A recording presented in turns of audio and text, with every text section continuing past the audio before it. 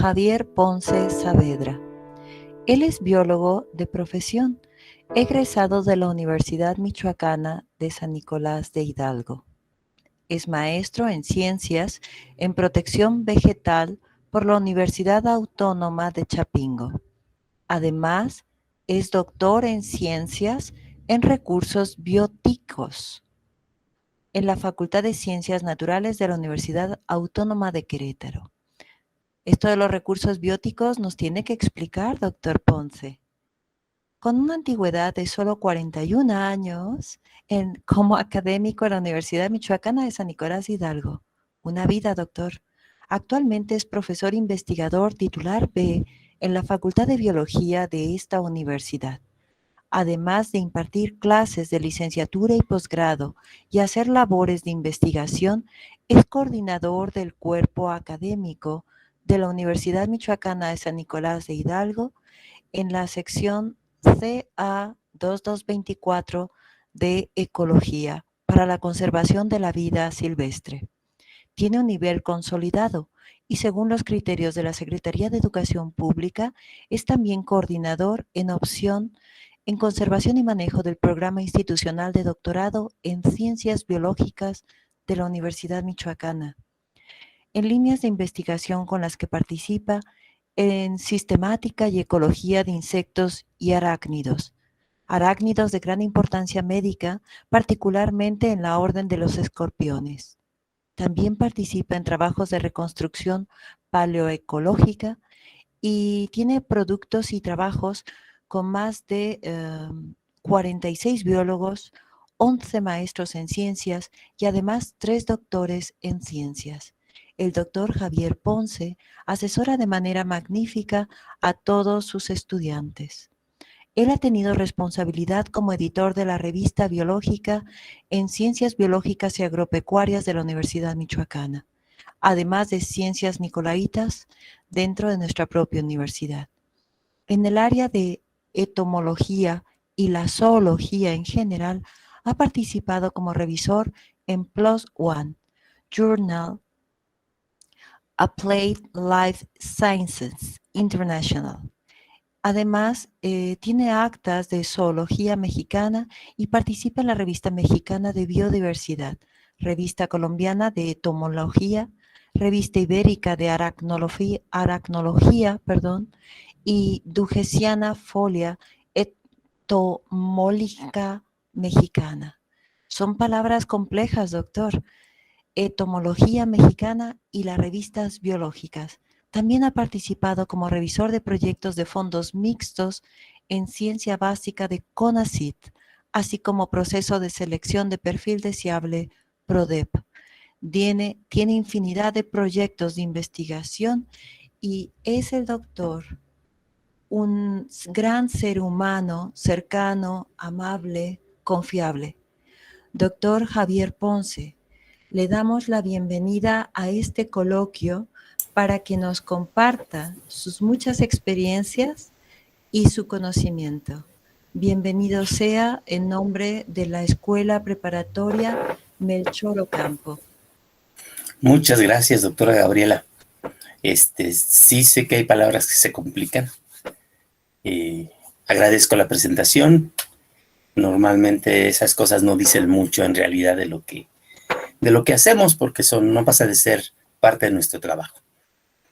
Yo agradezco mucho que me inviten a platicar con los jóvenes, los niños, que son pues quienes pueden seguir nuestros pasos, quienes pueden hacer cosas importantes para proteger, para cuidar, para conocer nuestra biodiversidad. Los recursos bióticos son eso, la biodiversidad. Así de amplio, y claro que ahí cabe todo, ¿no? Y dentro de esto, pues caben mis animalitos, ¿sí? Aunque a mucha gente le parezca un poco extraño que alguien se dedique a trabajar con arañas o con alacranes o cosas así, son muy importantes y hay que también conocerlos. Así como para algunos de nosotros puede ser extraño que haya investigadores que se dedican específicamente a los virus, a las bacterias, esas cositas que ni vemos y que ya vemos qué tan importantes son para nuestra vida. Entonces todos somos necesarios y todo lo que existe a nuestro alrededor son recursos bióticos. La entomología, pues es el estudio de los insectos de manera estricta, pero también se incluyen a sus parientes más cercanos, y en los parientes cercanos, pues son los arácnidos. Entonces los entomólogos trabajamos con insectos y o con arácnidos particularmente. Aunque bueno, hay otros grupos, como los ácaros, que también son cercanos, pero ellos ya tienen su propia disciplina, la acarología, ¿no? Y así, cada grupo de organismos tiene su grupo de aficionados y de apasionados de su estudio, y se generan las especialidades. Y así es que estamos aquí con ustedes, porque bueno, de alguna forma le he dedicado algunos años a estudiar estos animalitos, y pues puedo compartirles cosas, ¿sí? Entonces, además de agradecer esto a la licenciada Erika, que siempre tiene la amabilidad de invitarme, y me hace sentir como que realmente dejo cosas entre los niños y entre las personas, por lo menos alguna inquietud. Yo Sí, es verdadero. tuve un profesor hace muchos años que nos decía que un buen profesor no era el que enseñaba mucho o el que tenía grandes conocimientos, sino el que nos podía dejar una pregunta, una inquietud al terminar la clase. Si no nos quedaba una pregunta o una inquietud, esa clase había sido mala, porque de nada sirve tanta información si no nos genera alguna curiosidad, por lo menos, ¿no? Y esa es la idea. Yo he seguido o he intentado seguir con este tipo de práctica, ¿no? Buscando esa curiosidad y esa inquietud. Y es lo que vamos a hacer el día de hoy. Espero lograrlo. ¿Podemos iniciar? Voy a compartir mi pantalla. Cuando usted guste, recuerde que tiene toda la esperanza puesta nuestra querida coordinadora Erika García, y todos nuestros alumnos le dan la bienvenida, doctor. Gracias. Muchísimas gracias. Y bueno, pues aquí está la presentación de la plática de hoy, que pues se me ocurrió cuando me hicieron el favor de pedirme que volviera a participar en este coloquio. Pues dije, vamos a darle un título que nos llame un poquito la atención. Picaduras y mordidas. ¿Y quiénes pican y quiénes muerden? Que nos causen molestias. Bueno, pues los insectos y los arácnidos, entre otros, ¿no? Pero le puse ahí la palabrita peligrosos, molestos y peligrosos, con la idea de que podamos al final de la plática identificar cuál es realmente la magnitud de los problemas en los que nos podemos meter cuando nos topamos con algunos de estos animalitos. Sin duda que habrá un momento en que pensemos, bueno, pues hay muchos bichitos que me causan problemas, hay muchos que son peligrosos, entonces ahí hay un mundo de peligro. No, de entrada quiero decirles que vamos a hablar de más de 1 millón de especies distintas que hay de insectos y de arácnidos. Son bien poquititos los que realmente nos pueden causar un problema. Pero esos bien poquititos, evidentemente, como nos afectan a nosotros como seres humanos, pues los tenemos más en cuenta que a todos los demás, que incluso muchos de ellos nos generan grandes beneficios. Pero esos, como no nos dan lata, pues no les hacemos mucho caso. Pero bueno, nos vamos a enfocar un poquito en estos, que es importante que los conozcamos para que podamos evitarlos en la medida de lo posible y podamos también lidiar con ellos cuando están en nuestro entorno. Bien. Tenemos muchos animalitos que pican o que muerden y que nos causan algún tipo de molestia. Pero yo quiero enfocarlo en principio no tanto en saber quiénes son, sino por qué lo hacen. Seguramente en algún momento habremos pensado, ay, es que esta avispa me anda persiguiendo, me quiere picar. Casi todos siempre decimos eso, ¿no? Cuando de repente anda por ahí volando una avispita, un abejorro, una abeja, decimos, me quiere picar. Y eso ya implica que le estamos dando a la pobre avispa o abeja la capacidad de maldad, de que nos busca para causarnos ese daño, de que nos quiere picar. Y no es así.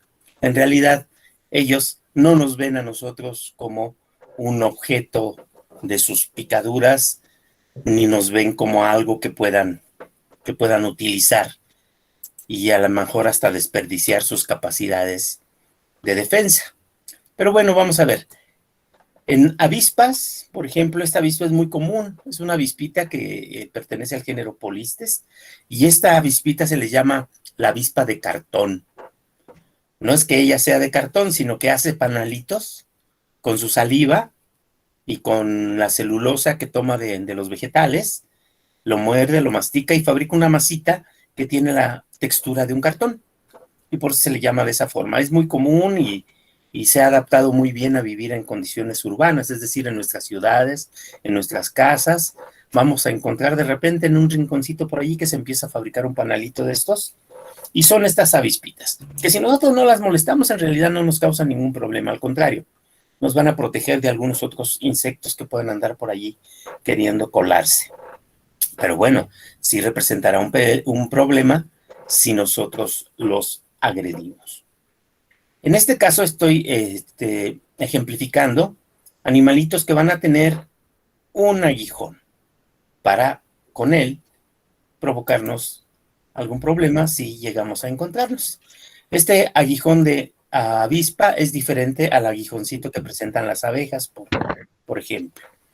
Es muy interesante que nosotros entendamos que el animal no ha evolucionado para picarnos.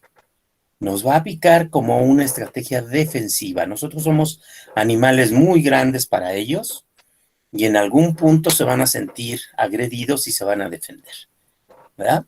No sé cuántos de ustedes sean capaces de soportar que llegue una abejita y se pare en su mano. Si nosotros no hacemos nada, simplemente la vemos, la dejamos caminar, no nos va a picar porque no la estamos agrediendo, ¿verdad? Ella va a buscar en muchas ocasiones nuestras exudaciones, nuestro sudor, ¿sí? Les puede atraer. O el agua que podamos tener y que nosotros a lo mejor no la vemos, la humedad que tenemos en nuestro cuerpo, les puede atraer. O bien nosotros usamos algún tipo de loción, algún tipo de desodorante que les produce a ellos atracción, ¿sí? Y entonces ahí va la abejita a buscarnos, pero lo que está buscando es alimento, no está buscando darnos un piquetazo, ¿eh? Pero además en el caso de las abejas es bien relevante. Las obreras, que son las que andan buscando el alimento, han desarrollado una modificación en la parte terminal de su abdomen. Lo que debería ser su sistema de reproducción ya está modificado como un sistema de defensa. Ellas ya no se pueden reproducir, las obreras no se reproducen. Pero entonces la evolución ha llevado a que ellas tengan este magnífico sistema defensivo.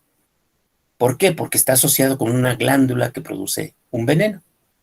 Y ese veneno, pues, nos puede provocar mucho dolor, inflamación, etcétera. Pero para algunas personas que son alérgicas, les puede provocar un problema muy serio y tienen que ser atendidos en un hospital. Pero para la abeja no es nada bueno que nos pique, entonces no les conviene picarnos. Pero si lo hacen, su aguijón se va a quedar pegado en nuestra piel. Y la abeja se va a desprender de él. Se va a jalar y se va a salir con una parte de su tracto digestivo. La glandulita de veneno está aquí y además viene una parte de su sistema digestivo. La abeja va a morir, ¿sí? Esto es una estrategia adaptativa que hace que los individuos se sacrifiquen en función de la colonia. Es más importante que sobreviva la colonia a que sobreviva un individuo o dos, ¿verdad? Esto se conoce como un altruismo social. Significa, pues, que los individuos se sacrifican, pierden la vida, pero en beneficio de que sobrevivan la mayoría. Y lo hacen de esta forma, entonces, alejan al posible depredador o al que está intentando agredir la colmena o al que está intentando agredir a las otras obreras que están trabajando y dejan allí su aguijón. Y la vesiculita que está aquí con la glándula de veneno se mantiene todavía pulsando, mejor dicho, y entonces sigue inoculando veneno. Por eso, cuando a nosotros nos pique una abeja, no debemos dejar que pase mucho tiempo con el aguijoncito allí, porque luego le corremos, ¡ay, me picó! Y andamos buscando a ver quién nos quite el aguijón, ¿verdad? No, debemos sacarlo lo más pronto posible. Pero además no podemos sacarlo, no debemos sacarlo de inmediato con nuestros dedos, sino debemos buscar una pincita o un peine, algo que lo agarre bien, porque el aguijoncito de la abeja tiene unos dientitos y esos dientitos se quedan atorados en la piel. Entonces, si nosotros damos el jalón, se va a quedar un pedazo de aguijón adentro de nosotros. Y eso pues nos puede provocar más molestias todavía de las que está causando el veneno. Pero sí hay que quitarlo lo más pronto para que deje de inocular. Pero bueno, en este punto lo que quiero mostrar nada más es que son animalitos que utilizan su aguijón, en principio, para defenderse. Pues vamos a ver otras cositas. Profesor, entonces las abejas siempre vienen en grupo. Normalmente andan en grupos, sí, aunque nosotros las podamos ver desperdigadas, sí. Nosotros, si encontramos una abeja, seguramente andan otras por allí buscando el alimento en otras partes de donde estemos. Si es en un jardín, pues va a haber varias más. ¿Sí? Disculpa, profesor. La imagen que usted ahí puso como, creo que usted ya sabe, de las avispas es, creo que una abeja papelera, ya que hay diferentes tipos de avispas. Sí, si me disculpas, le pueden llamar de diferentes formas. Y como les dije, les llaman avispas de cartón, en algunos lugares le llaman avispa guitarrilla, tienen diferentes nombres comunes. Si tú le llamas avispa papelera porque lo leíste en algún lado, se refiere justamente a eso, que son capaces de fabricar su panalito con esa mezcla que les dije y le da esa apariencia acartonada. ¿Ok? Son diferentes nombres comunes. Profesor, Sí. entonces ¿cómo se llama? Una abeja pica a un ser humano o a cualquier otro animal, entonces la mayoría de las abejas escapan con la mitad de su cuerpo. No, la mitad. Pierden un pedacito. Aquí podemos ver en la foto que salió después, cómo sale una parte de su tracto digestivo y todo el aguijón.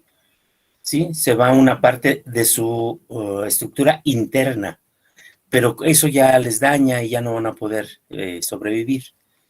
No es que se vaya con la mitad del cuerpo. Si puede huir, pues va a andar por ahí un rato, pero va a terminar por morir. ¿Sí? Ah, ok, gracias, profe. Ok, proseguimos entonces. Otros van a tener aguijón, pero unos pueden ser grandotes, como es el caso de esta hormiga, una hormiga muy famosa por el dolor tan fuerte que provoca.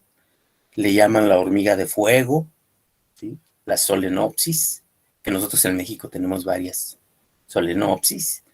Y otras tienen un aguijón pequeñito, aparentemente es muy pequeñito, pero tienen la capacidad de que ese aguijón salga, ¿sí? Se protruye y con ese es con el que van a picar. Evidentemente también están asociados con algunas glándulas que producen sustancias que nos van a provocar a nosotros molestias, pero estas sustancias están diseñadas fundamentalmente para ahuyentar a los posibles depredadores, para ahuyentar a los que están tratando de invadir las colonias, o bien también para la alimentación. Pseudomyrmex, esta hormiguita de aquí, también es una hormiga común que podemos encontrar en nuestras casas. Su picadura también es bastante molesta e importante. Cuando digo importante me refiero a que puede generar, aparte del dolor, puede generar reacciones alérgicas y entonces necesitamos medicamentos para controlar el problema. Entonces las hormigas también entran dentro de ese grupo de los que pican o muerden. Y dentro de los arácnidos con aguijón nada más hay un grupo, el grupo de los alacranes, en donde vamos a encontrar en la parte terminal de lo que se llama el metasoma, y que bueno, comúnmente le decimos la colita del alacrán. Allí al final hay una vesícula. Esa vesícula comunica con un aguijón, esa vesícula produce el veneno, aquí podemos ver cómo se extrae el veneno, y ese veneno es el que nos produce el problema. Un problema, en este caso, de intoxicación directa, porque se inocula un veneno. Bien, pero ¿para qué o por qué pican o muerden? Esa es la pregunta que nos debe interesar en este momento. ¿Cuál es la razón que estos animales hayan desarrollado esas estrategias? Pues en principio, para alimentarse. La gran mayoría de las estrategias que incluyen venenos o incluyen sustancias que paralicen a los posibles depredadores o paralicen a las posibles presas, pues evidentemente están relacionadas con alimentarse. Y aquí podemos ver, esta es una arañita cangrejo. Seguramente algunos de ustedes que son curiosos las habrán visto por ahí en sus casas, en los jardines, son comunes en las plantas. Nomás que algunas son muy pequeñitas y a lo mejor por eso no las vemos. Otras son de colores amarillentos o verdosos y se confunden con la vegetación. Pero vean el tamañito que tiene esta arañita cangrejo y aquí ya se está comiendo a una abeja. ¿Verdad? Bueno, entonces, ¿qué fue lo que hizo esta arañita pequeña para poder comer una presa incluso de mayor tamaño que ellos? Pues utilizar estrategias tipo veneno, ¿verdad? Esa es una estrategia adaptativa entonces que les da ventaja. Ya no es solamente la fuerza con la que pueden dominar una presa, sino que al inocular su veneno, esa presa va a perder mucha de su capacidad defensiva, ¿verdad? Normalmente los venenos de los arácnidos provocan cierto tipo de parálisis en las presas y las vuelve más fáciles de dominar y que se puedan entonces alimentar de ellas. Aquí tenemos otro ejemplo diferente. Esta arañita ya está consumiendo directamente, la arañita cangrejo está consumiendo directamente ya a la abeja. Pero hay otras, como es el caso de este aranéido, es una araña mucho más grande, vean, está no alimentando, está guardando para alimentarse después a un chapulín. Muchas veces estas arañas, que son las que tejen redes y que las encontramos entre la vegetación, o en las ciudades las podemos encontrar que sus redes se pueden tejer entre algunas estructuras de la construcción. Bueno, entonces allí tienen su red, el animalito que tiene la mala suerte de chocar con la red puede quedar ahí enredado y entonces la araña siente las vibraciones y va hacia donde cayó su presa y como en ese momento es posible que la araña se haya alimentado recientemente, entonces no se la va a comer, sino que la va a envolver en seda. ¿Sí? Y esa seda tiene muchas propiedades bien interesantes. Entre ellas, por ejemplo, es un material antiséptico, es decir, perdón, no se va a contaminar de bacterias, hongos y esas cosas que pueden echar a perder la presa. Y entonces la enrolla perfectamente y la va a llevar y la va a colocar en una parte de su tela y allí la va a guardar.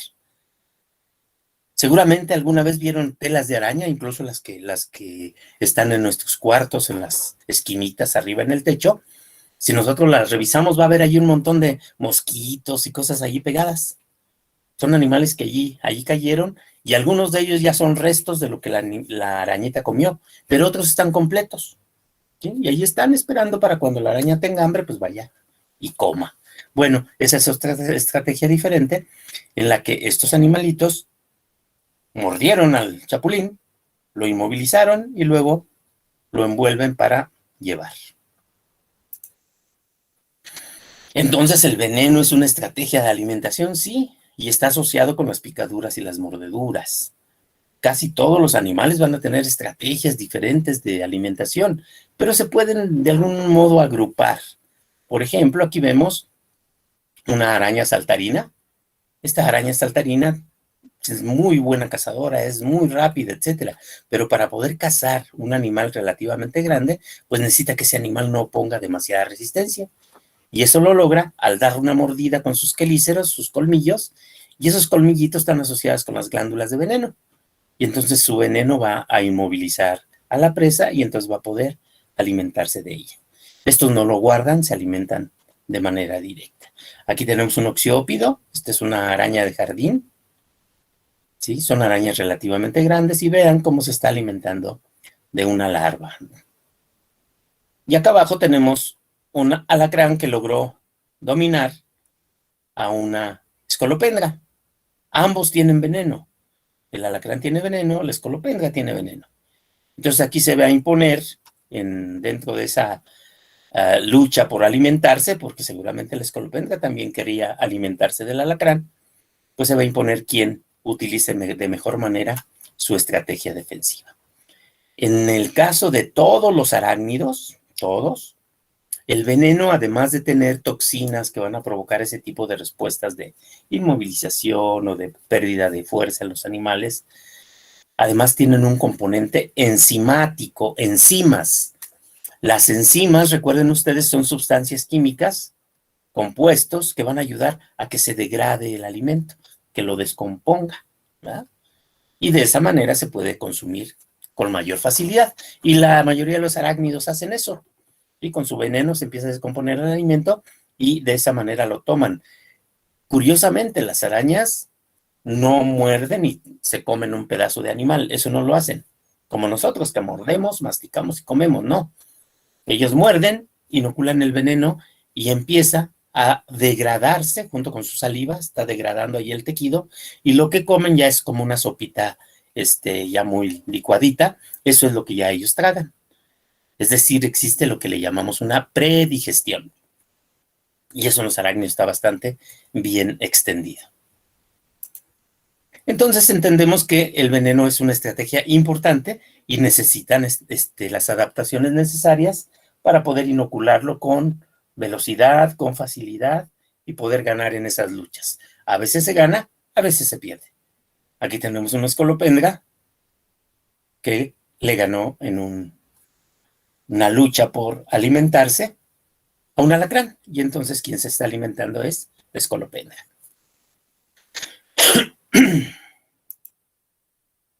Ok.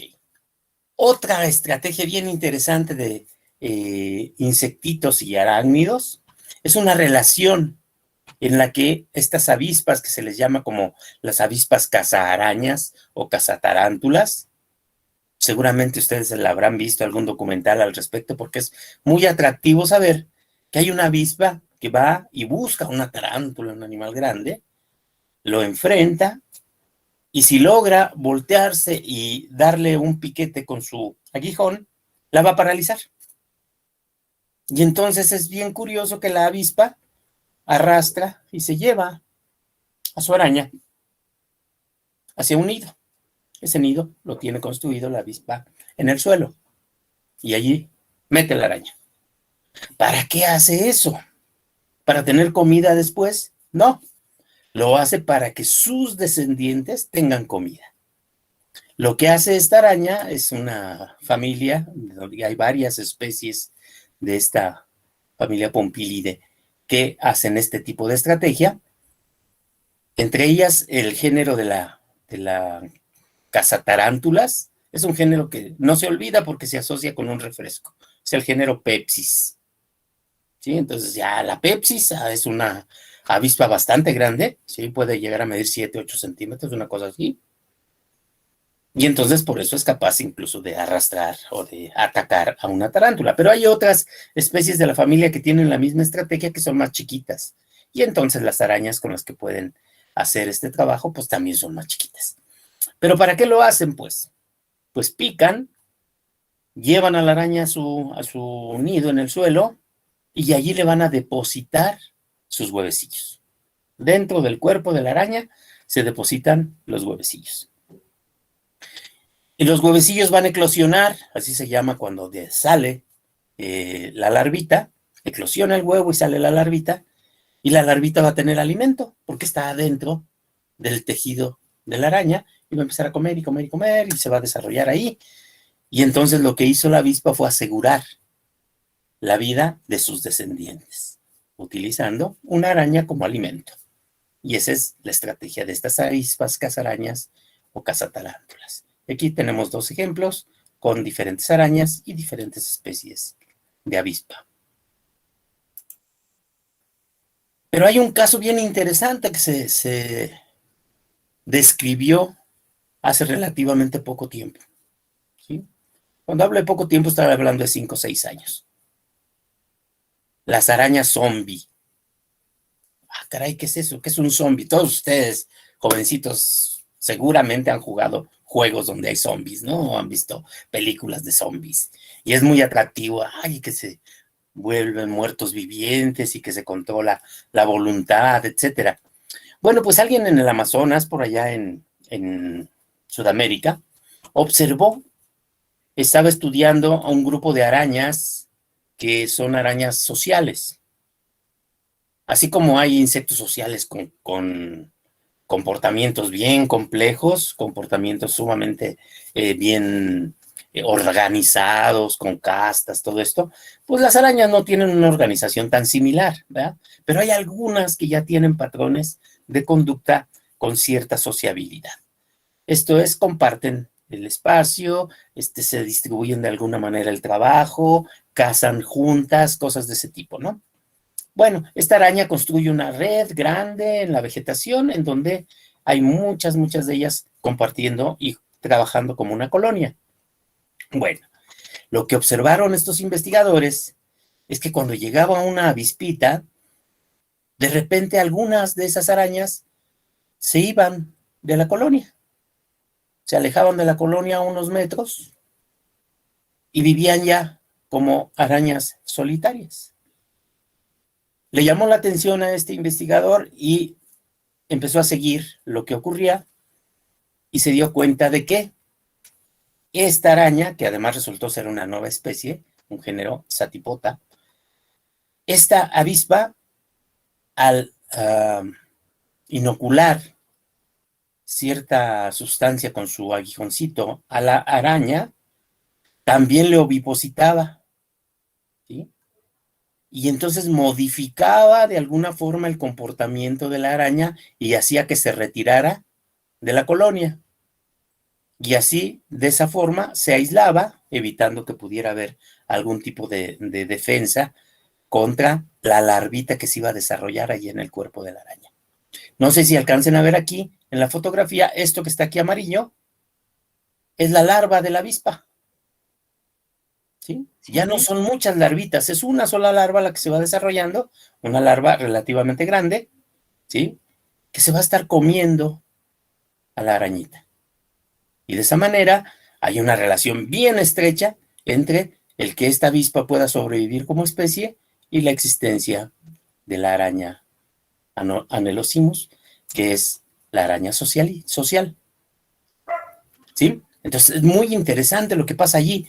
Estos investigadores suponen que debe haber una cierta relación con sustancias que funcionan como hormonas para que puedan modificar el comportamiento de la araña. Pero la verdad es que todavía no se sabe bien a bien cómo es que esa avispa logra modificar el comportamiento de la araña para poderse mantener. Y evidentemente es una relación que debe tener muchísimos años, solo que hasta ahora se descubrió. ¿Y por qué se dice que es la araña zombie? Pues porque modificó su comportamiento, porque dejó de ser como debería ser y se portó de otra forma para favorecer la existencia de la avispa.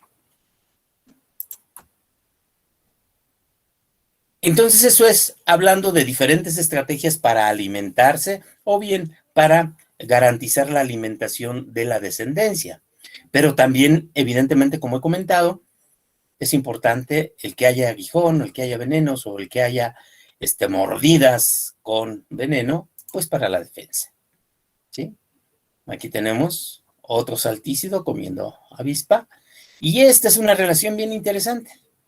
Esta araña que está aquí, la de la derecha, es una Latrodectus geometricus. Es una viuda café. Es una araña fuerte, grande, ¿sí pueden ver? Y la que está aquí atrás es una araña cazadora como esta, una saltadora. Y sin embargo, esta ya se está comiendo a la Latrodectus. ¿Cómo logra eso? Pues porque la atrapó donde la araña no se puede defender. Sus defensas de la araña están aquí adelante. Y la agarró por la parte de atrás, la mordió y la empezó a inmovilizar y pudo comerla. ¿Okay? Entonces esta no se pudo defender. No siempre las estrategias defensivas son exitosas, si no la naturaleza no funcionaría. Imagínense que siempre los que son atacados ganaran, pues nadie comería, ¿verdad? En algún punto, pues desgraciadamente algunos tendrán que ser presas de otros. Y en muchas ocasiones, simplemente poseer aparatos defensivos importantes, como el de esta tarántula o el de este alacrán, hace que la defensa sea exitosa. No necesitan pelear. Con una exhibición, este alacrán levantando sus pedipalpos y levantando su cola, le está diciendo a la tarántula, no te atrevas, corres riesgo. Y la tarántula se la piensa bien y mejor no se atreve, ¿verdad? Y eso ya fue una estrategia defensiva. No hubo necesidad de utilizar las herramientas de defensa, pero ahí están y pueden funcionar también como disuasivos, se llaman, ¿sí? Es, lo único que significa es te amenazo, te muestro que puedo causarte daño y mejor el posible depredador prefiere buscar una presa menos peligrosa, ¿sí? Entonces también de esa manera funciona. Y ya que estamos hablando de defensas, pues conviene también platicar que hay animales que se defienden sin tener que utilizar ni aguijones, ni colmillos, ni la fuerza. Utilizan la toxicidad, pero la toxicidad que ellos adquieren a través de lo que comen. Es el caso de la mariposa monarca. La mariposa monarca, cuando es una larva, aquí la tenemos, miren, es una larva muy colorida, de amarillos, blancos, negros. Esta larvita se alimenta fundamentalmente de un grupo de plantas que todos ustedes seguramente habrán algún momento oído hablar de ellas, las asclepias. Estas asclepias contienen algunas sustancias que son tóxicas para otros animales, ¿sí? Bueno, pues la larva las come y las incorpora en su cuerpo. Cuando esta larva pupa y se transforma en una mariposa, la mariposa lleva en su cuerpo esas toxinas. Pero además hay un patrón de color en la mariposa. Los posibles depredadores, al paso del tiempo, en un proceso que llamamos coevolución, los depredadores posibles van y se alimentan de esa mariposa y les va a causar daño, ¿sí? No los va a matar, pero los va a hacer que se sientan muy mal, etcétera. Entonces esos animales que van asociando el patrón de color de la mariposa con el sentirse muy mal, pues no lo van a volver a comer. Y lo que genera eso es que hay una selección, ¿verdad? Aquellos animalitos que tienen este patrón de color, pues ya el animal, aunque no sea la misma especie, pero ve eso, dice, no, pues mejor no me lo como. Y seguramente eso nos ha pasado a nosotros también, cuando comemos un alimento que no nos gustó o que nos cayó mal, no lo volvemos a comer, ¿verdad? Ese mismo proceso ocurre, pero en un proceso de muchos años, hasta que la selección natural hace que estos animales ya permanezcan protegidos, simplemente ya no necesitan que se los coman para causar daño, ¿sí? Sino que ya el simple hecho de ser tóxicos produce una defensa sin que ellos tengan que hacer ya nada. Otros tampoco tienen que hacer nada, entre comillas, pero su cuerpo está protegido por estructuras defensivas que son urticantes, les llamamos, pero en realidad pueden provocar diferentes tipos de respuestas, ¿no? Muchos hemos tenido la mala suerte de toparnos con una larvita de mariposa de estas. Les llaman azotadores, quemadores, ¿sí? Y entonces cuando los tocamos, ¡ay, híjole! ¿Sí? Arde muchísimo, duele, salen ronchitas y pues tenemos que controlar eso con hielito o con alguna de las pomadas mágicas de mamá porque realmente es un dolor intenso el que producen. Pero nada más, ¿sí? Pero imaginen ustedes a un roedor. Profesor, ¿Sí? disculpa, ¿de qué mariposas son los azotadores, pues? Hay varias familias. Aquí les pongo una, mira. Esta mariposa de aquí es la familia Artide. Y estos que son el típico azotador pertenecen a esa familia, ¿sí? Estas son palomillas. Fundamentalmente vuelan en la noche. ¿Ok? Y las dos que tengo acá, vean qué bonitos son cuando adultos. pero sus larvas pueden ser bastante urticantes. Y hay también varias familias de mariposas diurnas cuyas larvas nos pueden provocar ese tipo de daño. En la zona de Uruapan a estos animales les llamábamos apáritas también. No sé si ese término lo hayan escuchado, pero en esa zona así se les conoce a estos que nos provocan esas quemaduras y demás. Bueno, entonces esta es una estrategia defensiva, pues ya el animal no tiene que hacer absolutamente nada. Simplemente si les digo un roedor o algún animal se los quiere comer, pues con sus pelos urticantes que tienen allí, pues seguramente lo van a soltar, ¿sí? Porque van a tener esa sensación de dolor y de ardor que va a provocar que ya no se los coman. Entonces es una estrategia que funciona bastante bien. Y entonces, ¿esas larvas qué comen, más o menos? Plantas. Las larvas de las mariposas se alimentan de vegetales, ¿sí? Aquí podemos ver, están arriba de una planta, están arriba de una planta. Ellas están perfectamente sin tener que cazar nada, ¿sí? Ellos son herbívoros, ¿sí? Todas. Pero hay otros animalitos que no son tan comunes, que a lo mejor no los conocemos, pero que sí andan por allí. A veces se meten a nuestras casas porque les gusta estar sobre la vegetación. Es el caso de una familia que se llama la familia Meloide. Esta familia, hay varias especies. Estos son comunes por aquí en estas zonas de Morelia. Hemos encontrado epicautas y hemos encontrado a Meloe. ¿Sí? Estos cuates. Pero no andan normalmente en nuestras casas, andan más en el campo.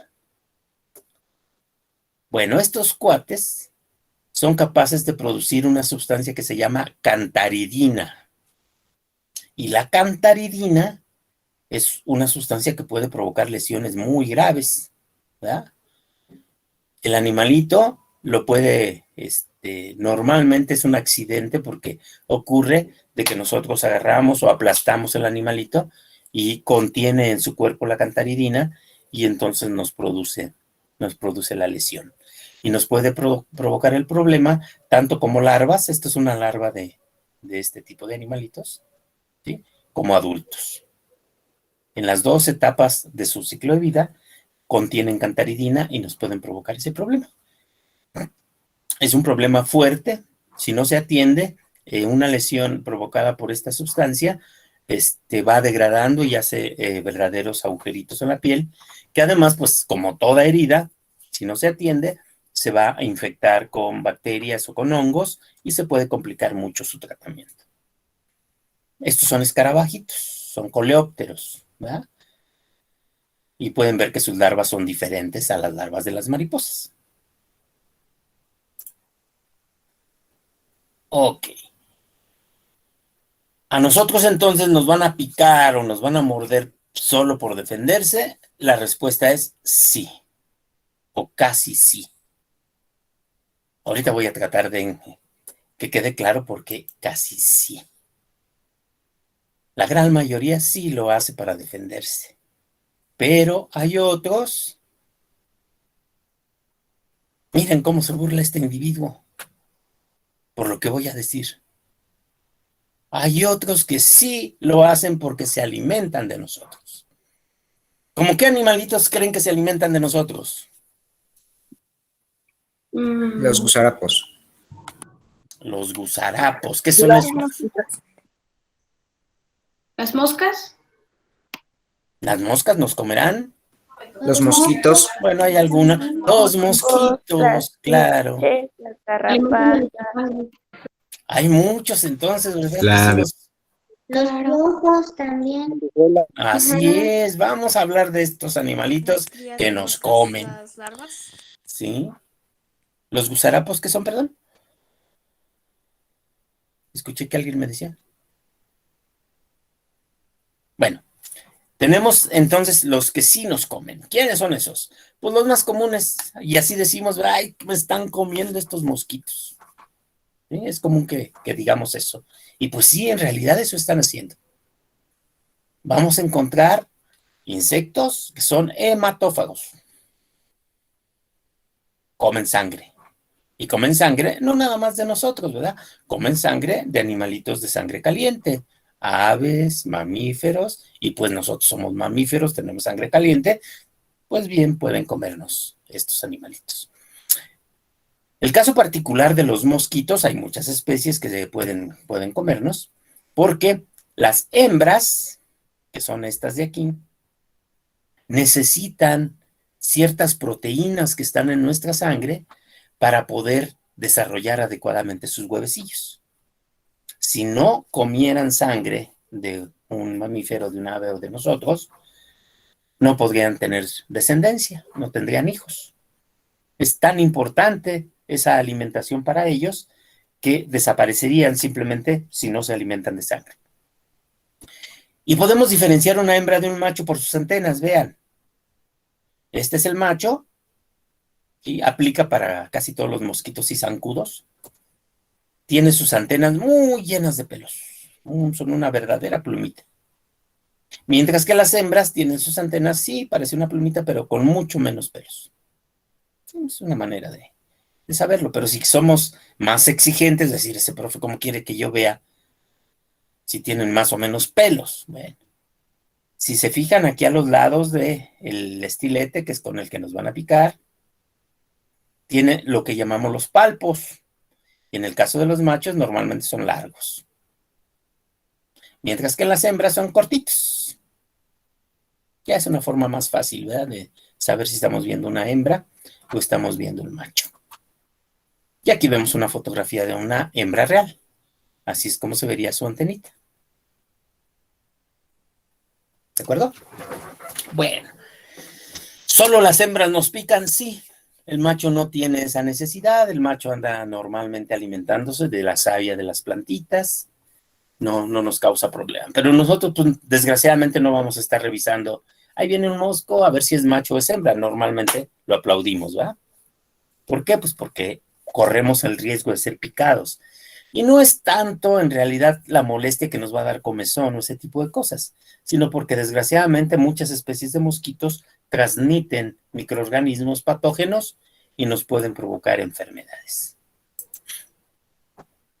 Quiero que vean esta toma que me encontré por ahí en YouTube. Esto que estamos viendo aquí es el pico, el estilete, de un mosquito dentro de un tejido.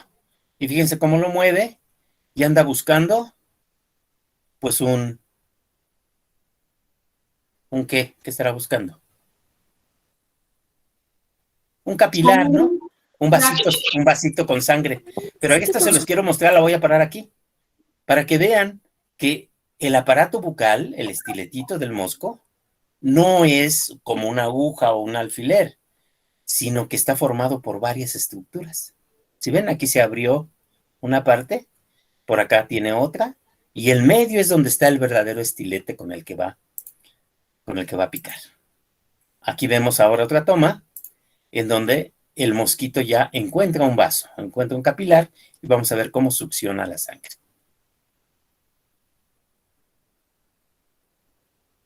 Si ven, anda buscando.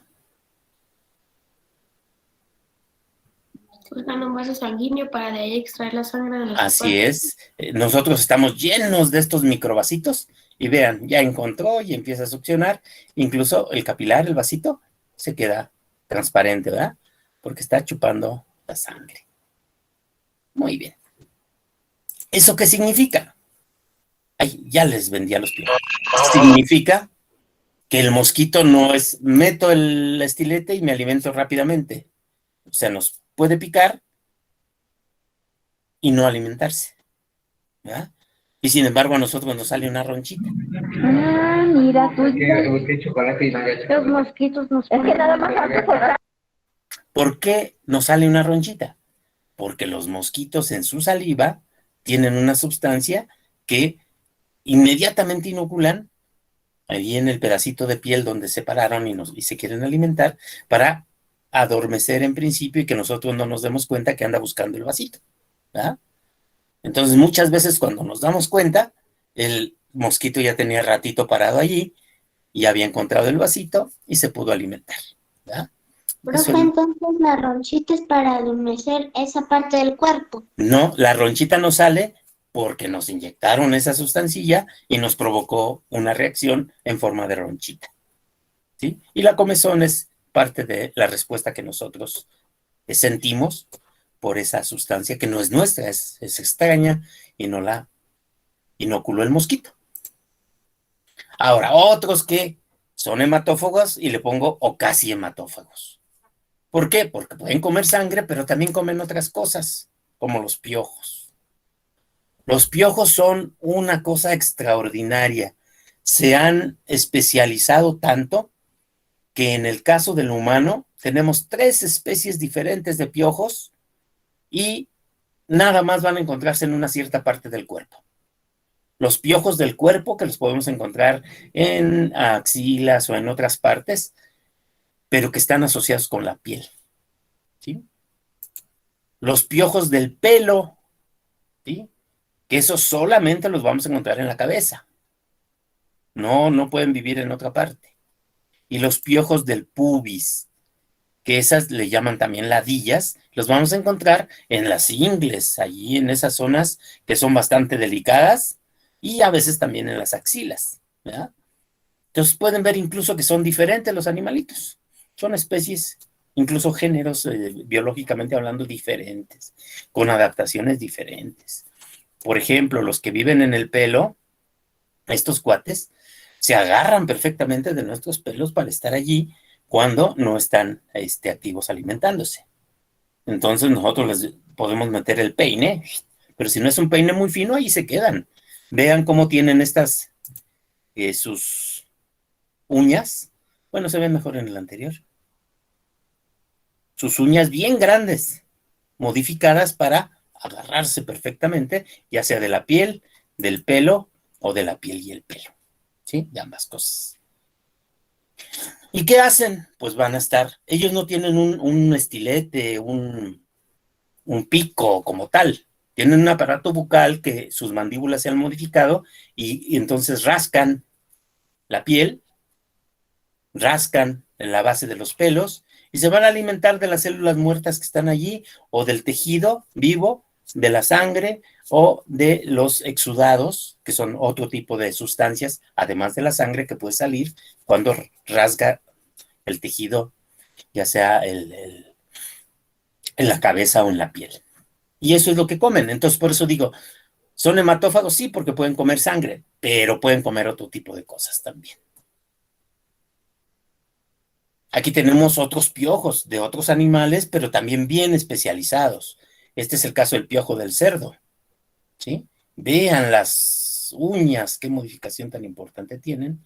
Y su aparato bucal no es un pico ni es un estilete, ¿sí? Aquí tenemos piojos de las vacas, parecidos, pero tienen diferencias que evidentemente para los que les interesa el estudio de los piojos, pues pueden ser muy aparentes.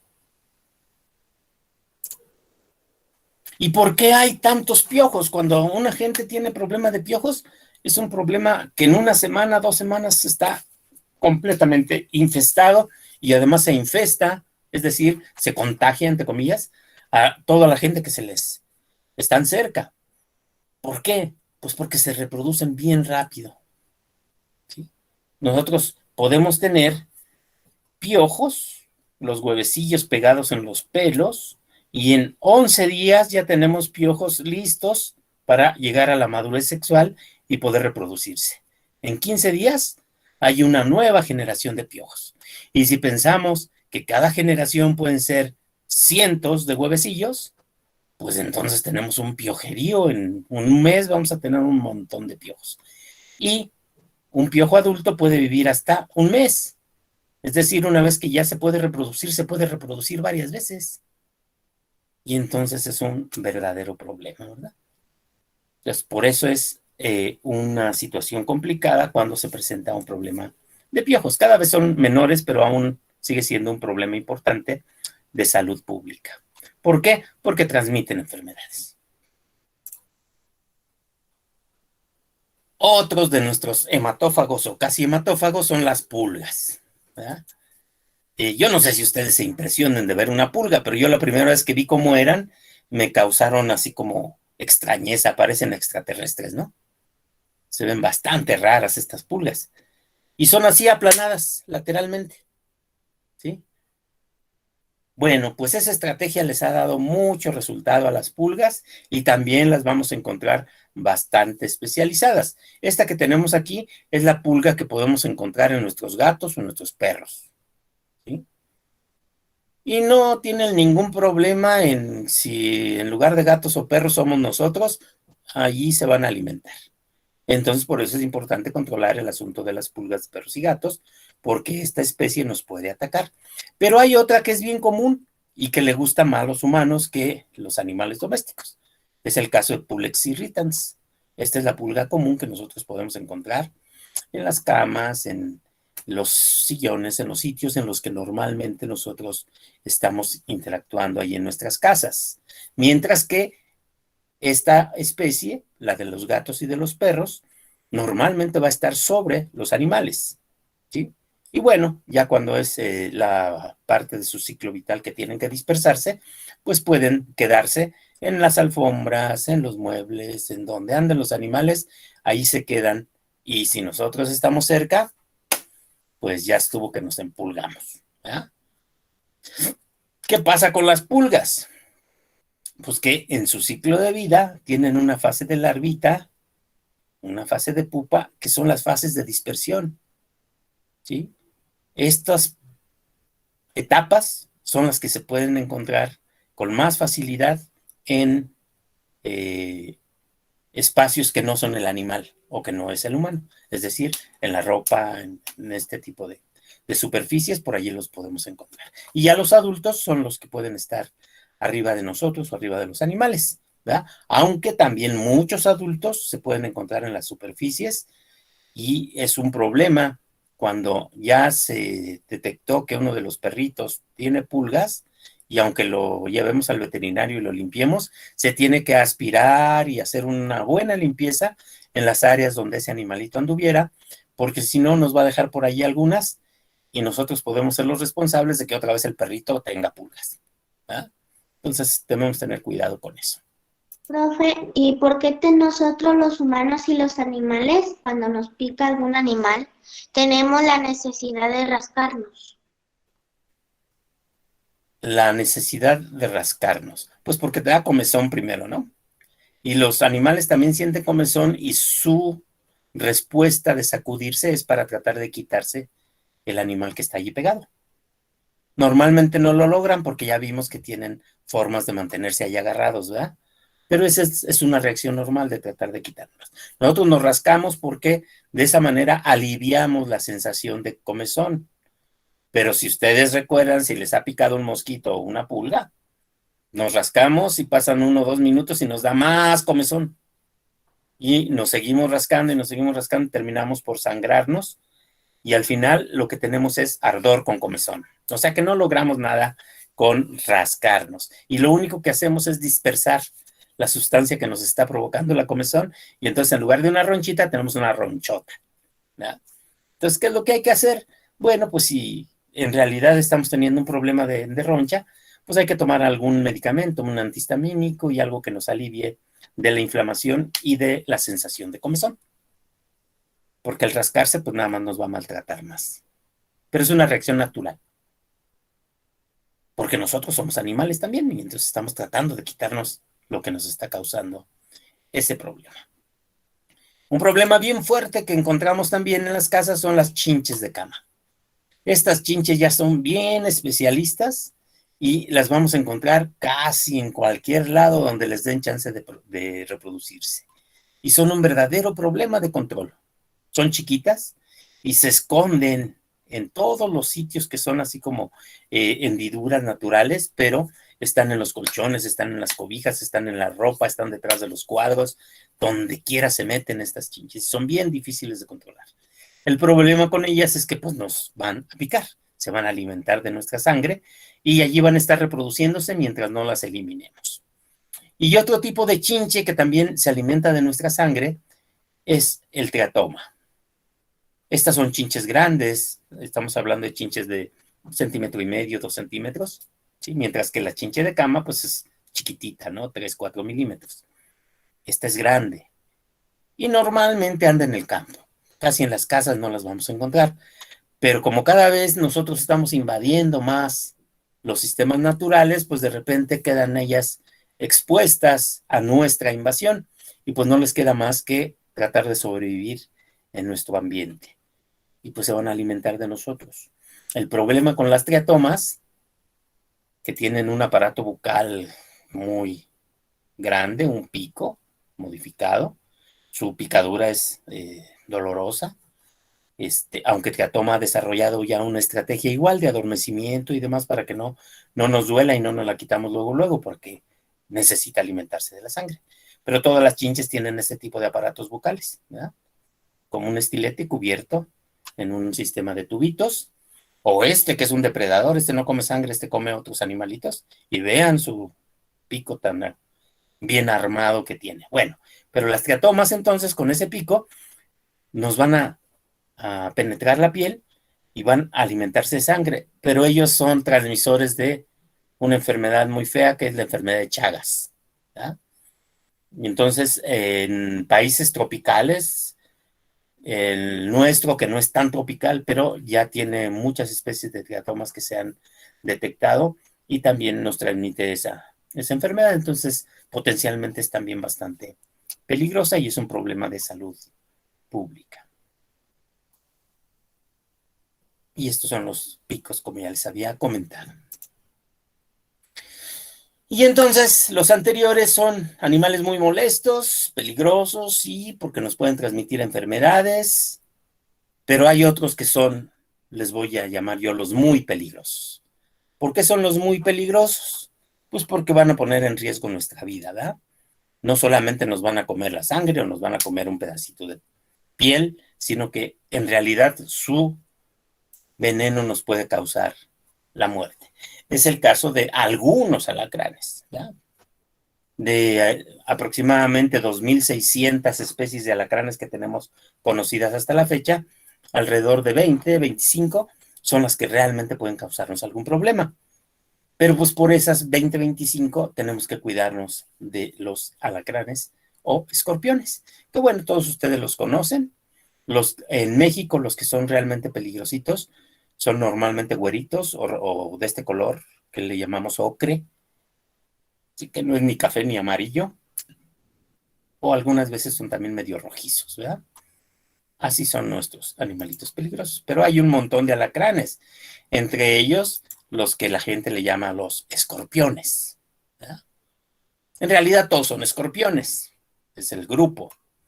Pero bueno, en México le llamamos alacranes a los más pequeños, güeritos, y les llamamos escorpiones a los que son grandes, gordos, que tienen pinzotas y que parece que nos quieren comer vivos, ¿verdad? Pero ¿qué es lo que pasa? Que la realidad es que los peligrosos son normalmente pequeños, 4 o 5 centímetros, y los bien grandes no son peligrosos por su veneno. Son los menos peligrosos. Incluso hay algunos, como que es un animalito que vive en la costa de Guerrero, Michoacán, Colima, Centuroides nigrescens se llama porque está negro, negro, negro, ¿sí? Que es del grupo de los animales muy peligrosos, pero él en realidad no lo es. Pero su veneno causa un dolor bien, bien fuerte y puede tener una reacción alérgica importante, pero generalmente no lleva pues al hospital para que lo atiendan a uno en peligro de muerte, ¿verdad? Pero es un animal bien grandote, puede llegar a medir 10, 11 centímetros el animal, entonces lo vemos y sí nos dan ganas de correr, ¿verdad? Pero no es tan peligroso como los pequeñitos que andan por aquí de repente en Morelia. ¿Qué es lo que hace este veneno? Pues es un veneno neurotóxico que nos va a producir. Neurotóxico significa que ataca nuestro sistema nervioso. Y entonces nos va a producir reacciones importantes, nos va a modificar nuestra respiración, nos puede provocar problemas cardíacos, problemas en el hígado, etcétera, y por eso nos puede llevar al hospital en peligro de muerte. Y bueno, es solo una familia la que tiene representantes peligrosísimos, y es el caso de la familia Butide, que nosotros tenemos representada aquí con el género Centururoides. El nombre es lo de menos, pero llámenle alacrancitos rayados, güeritos rayados, esos son los que nos provocan el problema. especie que tenemos aquí, a mí, yo no sé ustedes, pero me parece una de las especies más bonitas que hay. Vean, este es un güerito elegante con manchitas entre sus segmentos de los pedipalpos, con sus deditos también de colores. Bueno, se me hace un animal bonito. Este es el típico animal, el alacrán de la costa de Michoacán. ¿Sí? Se llama Centuroides tecomanus porque se describió para Tecomán, Colima, pero donde mejor está distribuido es en toda la costa del estado de Michoacán. Y sí, es un animal peligroso, pero como ya espero haya quedado claro, no nos anda buscando para picarnos, ¿verdad? Todo es un encuentro siempre accidental, a menos que nosotros andemos buscándolos y no tengamos el cuidado de tomarlos con una pinza o de tenerles el respeto suficiente y creamos que los podemos agarrar sin mayor problema. Entonces ellos se van a defender y nos van a demostrar que ser poco cuidadosos no conviene. Y por otro lado, las arañas, que también tenemos un montón de arañas. De alacranes, les dije, son más de 2,600 especies. De arañas estamos hablando de aproximadamente 50,000 especies distintas de arañas. ¿Ya? Pues de esas 50,000 hay bien poquitas que pueden ser peligrosas. Y allí no están las tarántulas, ni están las arañas cangrejo grandotas, ni están las lince o las arañas de jardín, las oxiopes, ni están los grandes araneus, que son estas arañas gordas que están en sus telas y que pueden llegar a ser muy grandes. No. Vamos a encontrar a las arañas más famosas por su peligrosidad. La araña violinista y las viudas negras y viuda café. Son solo 3. 3 especies en México. No, 3 especies, perdón. 3 grupos de especies en México que pueden causarnos problemas importantes. La viuda negra, que todo el mundo la conocemos y que también en México en realidad su nombre común es araña capulina.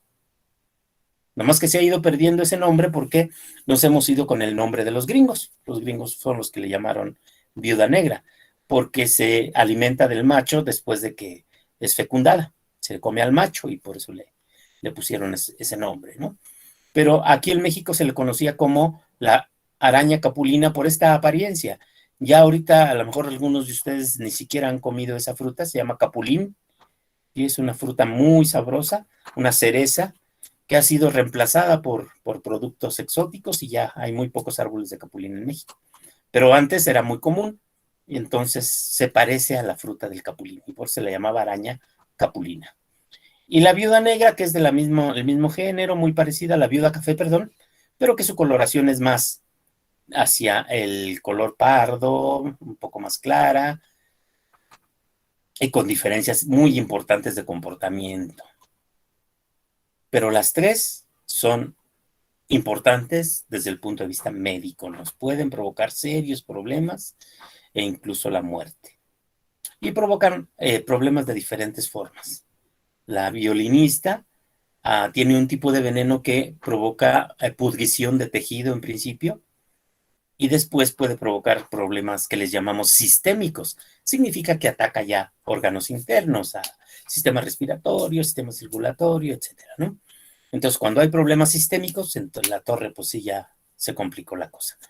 En el caso de las viudas negras, su veneno es fundamentalmente neurotóxico. No se nos va a pudrir allí donde nos picó, pero el veneno penetra en la sangre y llega al sistema nervioso y nos provoca serias complicaciones en el funcionamiento normal de nuestros sistemas. Y entonces también nos puede provocar la muerte. Aquí vemos de cerquita nuestras viudas negras, que tradicionalmente se dice que tienen esta manchita en el vientre, viéndolas de pancita, esta manchita en forma de reloj de arena, que puede ser de color naranja a muy rojo, puede estar dividido, puede ser bien chiquito, etcétera. Hay mucha variación en ese sentido. Y la viuda café, que también tiene su mancha, no tan en forma de reloj de arena, pero bueno, en algunos casos sí, y comparten esa característica, pero como vemos son bastante distintas en color. Y bueno, aquí vemos violinistas, diferentes especies de violinistas.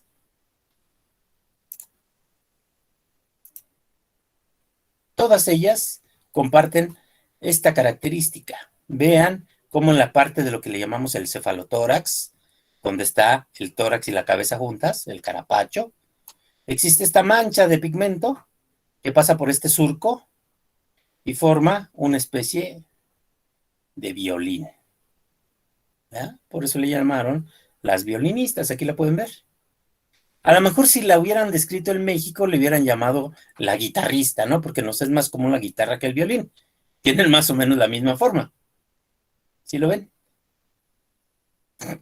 Aunque no todas tienen esta mancha bien definida, la gran mayoría sí la tiene. ¿Eh? Y en México les estoy hablando de aproximadamente 40 especies diferentes de violinistas en México. Todas ellas van a formar esa orquesta.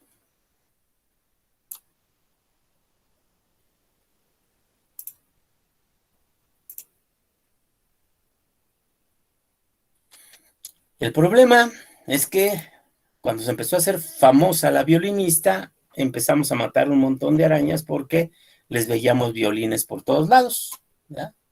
Muchas arañas van a tener manchitas en sus cefalotórax, pero no necesariamente son violinistas.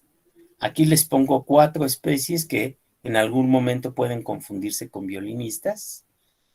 Algunas de ellas pueden llegar a ser tóxicas, pero no en el nivel de una verdadera violinista. Esta que está aquí es una araña, la araña patona típica que encontramos en nuestras casas. Entonces ha sido causante de muchos sustos. ¿Por qué? Porque tiene esta mancha aquí. ¿Y esa araña también causa enfermedades o...? No, esta es completamente inofensiva. Pero como está en nuestras casas y tiene esa manchita, creemos, es una violinista. Pero les voy a decir cómo nos damos cuenta que no lo es. Sus patas son muy largas. Vean cómo la violinista tiene patas largas, pero no tan flacas y alargadotas como la araña patona. Miren. Profesor, ¿Sí? entonces esas son las arañas que conocemos como las arañas patonas, las que siempre están en las esquinas Sí, del cuarto. sí, y esa es otra característica importante. Las arañas violinistas jamás las van a encontrar arriba haciendo una tela en un rincón. Ellas van a estar siempre abajo, a ras del suelo, buscando hendiduras, buscando escondites, ¿sí? Entonces, difícilmente las vamos a encontrar así. Y hay otras características fáciles de ver, muy distintivas, ¿no? En el caso de las violinistas siempre van a tener 6 ojos, esta puede tener 8, aunque hay algunas que tienen 6, ¿verdad? Podemos ver el abdomen, también es bastante distinto. Hay detalles, pues, con los que podemos distinguir perfectamente si estamos frente o no a una araña violinista. Esas 3 que tenemos aquí son de 8 ojos, sin mayor problema. Pero no les vamos a estar viendo los ojos, pues. Simplemente ustedes observen la forma de las patas de estas arañas y no se parecen. Aunque a lo mejor van a decir, bueno, pues para mí sí se parecen. ¿Verdad? Pues es cuestión de verlas con un poquito más de detalle. Hay otra característica que es importante, pero es en el caso de los machos, que estas estructuras así en forma de bolsita o de guante, en las violinistas no existe. ¿Por qué? Pues son arañas más primitivas y no desarrollaron este tipo de estructuras. Pero bueno, eso es detalle y sería cuestión de ver con mayor fineza estas cosas. Pero bueno, aquí les presento una fotografía de un cartel que fue diseñado para que la gente pudiera en algún momento distinguir mejor a las violinistas. Y vean lo que les menciono. Este arreglo de ojos no lo tienen ninguna otra araña que se pueda parecer. Están arreglados, son 6 ojos, pero están arreglados de 2 en 2. 2, 4, 6. ¿Sí ven? Es un arreglo muy particular de 2 parejitas de ojos. Mientras que en otras arañitas los vamos a encontrar separados, no en grupitos. ¿De acuerdo? Ahí, ya me pasé. Actualmente se está dando bastante difusión al conocimiento de la araña violinista para que la gente las conozca y no les tenga tanto miedo, porque además no es común que nosotros encontremos pues un montón de arañas violinistas, aunque sí en las casas es factible que las podamos encontrar. Es conveniente que sepamos en qué momento las estamos viendo para poder tomar medidas al respecto. Y finalmente les presento este animalito que ha sido causa de muchos mitos y cosas en las redes. ¿Los alacranes vuelan? Pues ya sabemos que no, si son arácnidos no pueden volar, ¿verdad? No vuela ningún arácnido. Este es un insecto al que se le ha confundido con un alacrán, porque vean cómo la parte terminal de su abdomen pareciera una colita de alacrán. Sí, es una modificación de su sistema reproductor de estos animales y que les da esa apariencia. Y tienen antenas, entonces tienen alas. Eso no puede ser un alacrán, ¿verdad? No hay un alacrán. Es un insecto del grupo de los Mecoptera. Y bueno, podríamos espantar a alguien con eso de que es un alacrán volador o sorprenderlo, pero si saben un poquito, como todos ustedes, le dirán, no, aguas. Los arácnidos no vuelan y además los arácnidos jamás han tenido ni tendrán alas. Y eso es todo. Muchas gracias. Ahora sí, espero la andanada de preguntas. ¿Qué les parece si 3 se animan? Porque estamos un poquito sobre la hora y no quisiéramos abusar de nuestro doctor Javier Ponce, que también ha identificado con sabiduría a todos los animalitos peligrosos y muy peligrosos, y otros no tanto. Así es, otros no tanto. A lo mejor así deberíamos llamar la siguiente plática. Los que no son tan peligrosos, pero que nos asustan, ¿no? Ina, ¿querías preguntar? Sí, hace un rato. A mí como 1 o 2 veces me ha tocado ver a las arañas violinistas, las que nos comentó hace un tiempo. ¿Esas pueden llegar a ser mortales? O sea, si te pican, ¿puedes llegar a ser mortal? Sí, definitivamente. Y todavía en México tenemos casos que han terminado de esa forma. Sí. Si se atiende a tiempo, se puede evitar ese desenlace, pero sí es un riesgo importante. Gracias. Dani, rápidamente. Sí, bueno, mi pregunta es en el caso de, por ejemplo, los alacranes o las arañas, de encontrar uno, ¿está bien como acabarlos, como matarlos, pues para prevenir, o primero nos cercioramos de qué tan peligroso sea? Porque, pues sí, al final no importa qué tanto sepamos de ellos, el miedo nos gana y terminamos pues por deshacernos de ellos. ¿Qué podríamos hacer ahí? Sí, mira, a medida que sabemos un poco más de estos animalitos, tú ya a ojo puedes darte cuenta si estás viendo un alacrán peligroso o no. Ya dijimos, si está güerito o medio cafecito, pero tiene rayas en su espalda, pues hay que tener cuidado con él. Y si está en mi casa, en mi cuarto, en mi cocina, pues lo preferible es eliminarlo. ¿Por qué? Porque ¿dónde lo vas a sacar? ¿Se lo vas a echar al vecino? ¿Lo vas a dejar en el jardín? Por desgracia, estos animales son errantes, no se quedan quietos. ¿Sí? Si yo lo pongo en el jardín, es muy probable que al siguiente día otra vez esté adentro de la casa. Entonces es un riesgo y debemos evitarlo. Ahora hay gente que es muy cuidadosa de los animalitos y aunque sean animales peligrosos, los atrapan con un vaso. Lo que recomiendo si los van a atrapar, un vaso de vidrio, porque los alacranes no pueden trepar por el vidrio, ¿sí? Lo ponen encima del animal y luego meten una hoja de papel más o menos resistente, si tienen cartoncillo, cartulina mejor, y entonces el alacrán se va a subir, le dan vuelta a ese vaso, golpean y va a caer en el fondo del vaso, y ya no se va a poder trepar, y de esa manera lo pueden llevar a lo mejor a las afueras de la ciudad y liberarlo para no matarlo, ¿ya? Ofrecemos disculpas a nuestros amigos porque los tiempos nos ganan.